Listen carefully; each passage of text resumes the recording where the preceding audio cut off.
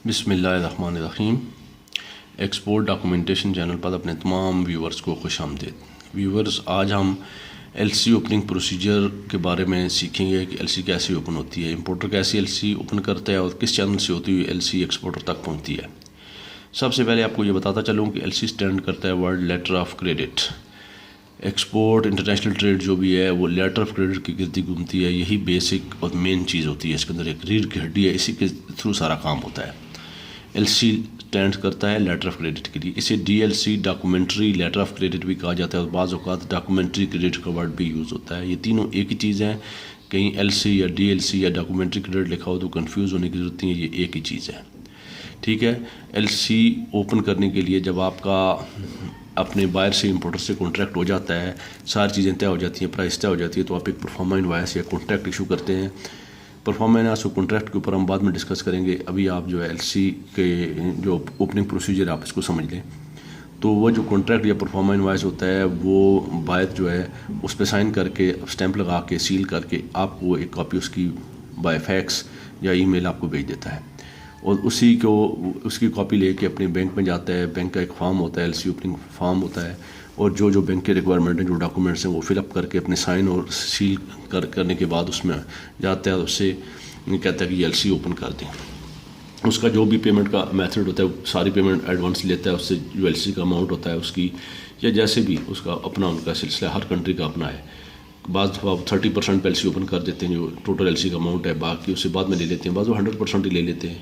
तो वो LC open करके जो है वो बैंक अपने कोरस्पोंडिंग बैंक को भेजेगा। कोरस्पोंडिंग बैंक जिस कंट्री में एलसी ओपन हो रही है, जिस कंट्री में एलसी जा रही है, जो एक्सपोर्टर का कंट्री है, वहाँ अपनी कोरस्पोंडिंग बैंक को भेजेगा जिस बैंक से उसकी ख़त किताबत हो रही है।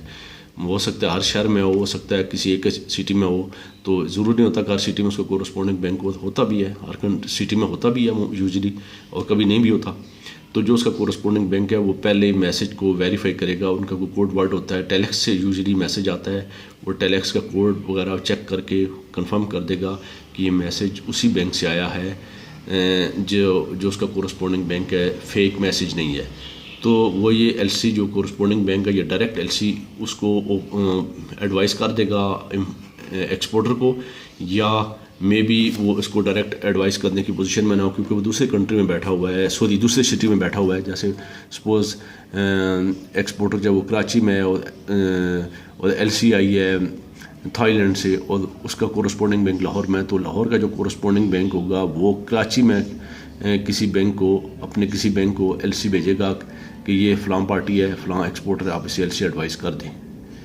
तो वो कराची में उसको एलसी एडवाइस कर देगा, उस बैंक को मैसेज करेगा, किसी भी तरह से फ़ोन कर देगा या एलसी की कॉपी भेज देगा कि आप ये एलसी ओरिजिनल एलसी मुझसे कलेक्ट कर लें, अपनी चार्जेस ले लें।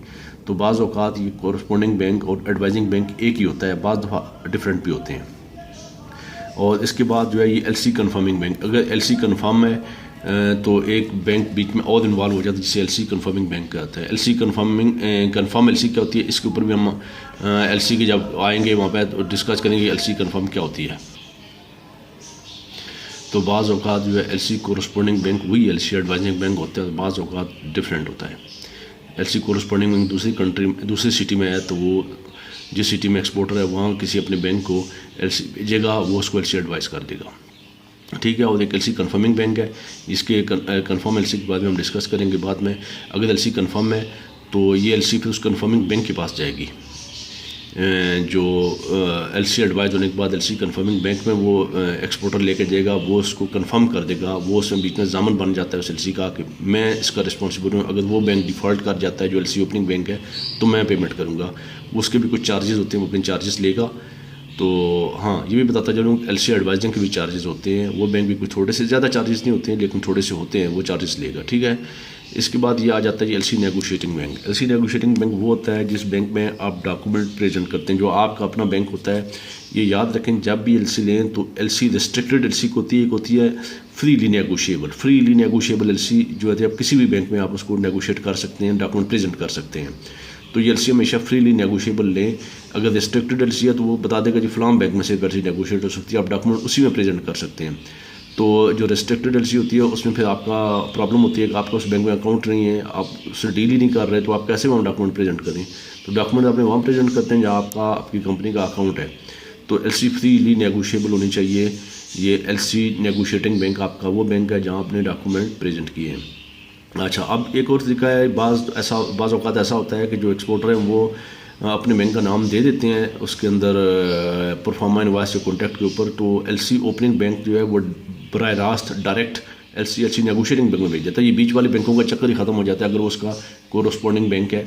और यूजुअली होता भी है, ऐसा होता है कि बैंकों का आपस में जो एक बड़ा नेटवर्क है उनका आपस में एक दूसरे से लेन देन होता है। तो एलसी ओपनिंग बैंक जो है ये एलसी कोरस्पॉन्डिंग बैंक और एडवाइजिंग बैंक इन सब को क्रॉस करते हुए डायरेक्ट एलसी नेगोशिएटिंग बैंक में भी भेज देता है।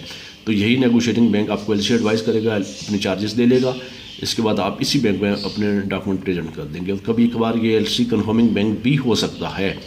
तो यूजुअली ये 5 जो बैंक हैं ये बीच में इन्वॉल्व होते हैं, इसमें बीच में कोई नहीं भी हो सकता और हो भी सकता है। ये ज़हन में होना चाहिए कि एक एलसी ओपनिंग बैंक होता है, एक एलसी कोरस्पॉन्डिंग बैंक होता है, एक एलसी एडवाइजिंग बैंक होता है, एलसी कन्फर्मिंग बैंक होता है, एलसी नेगोशिएटिंग बैंक होता है।